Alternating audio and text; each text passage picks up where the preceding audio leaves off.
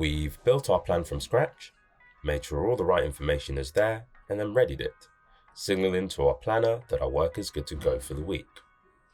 Our next job comes when it's time to update the plan based on what's actually happened out on site, and usually this can be a bit of a faff on conventional systems used in short-term planning in terms of manually adjusting affected activities or even filling out a separate delay register.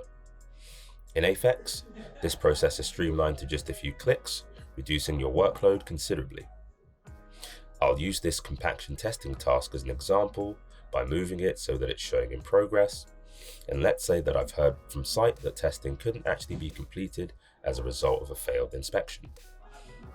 I can mark this down as a status on the task by double-clicking the task in question to open up the inspect panel over here on the right, before then selecting the Add Status button and choosing the day I want to mark the delay on. Next is to select the More Time Needed option and then choose the number of days delayed, which in this case will be 2.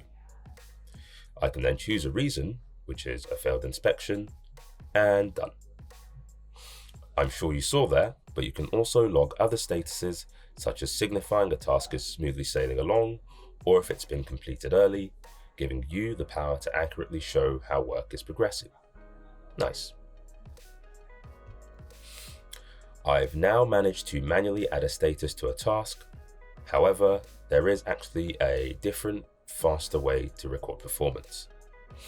Let's switch things up and assume that this time, during the weekly publication process, my planner has promised all the work added to the plan prior to publication. Promising means that we are effectively committing to having the tasks that sit within the promise period begin progress and be completed as planned.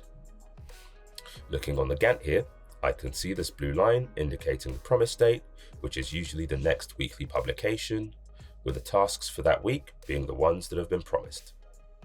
These tasks will also have the promise state shown at the top of the inspect panel in blue, like I can see here. Moving the start or finish date of a task will automatically trigger the statusing process that I added manually before, allowing me to make the specific change to my task's dates, as well as then logging the delay directly.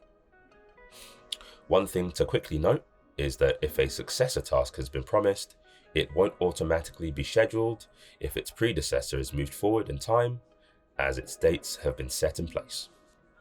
Quick and simple. Now let's jump back to the main project.